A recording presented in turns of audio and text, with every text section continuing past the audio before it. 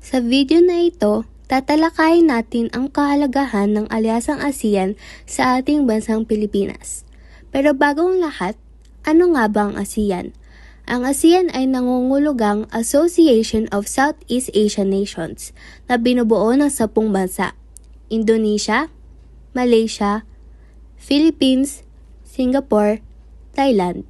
At sa pagkalipas ng panahon, sumali ang mga bansang Brunei, Laos, Vietnam, Myanmar, at Cambodia.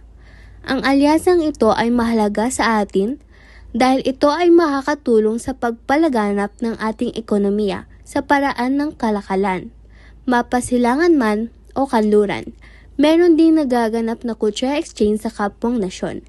At sa pagiging kasapi nito, tayo ay may seguridad at kapayapaan dahil balanse na ang kapangyarihan sa Southeast Asia.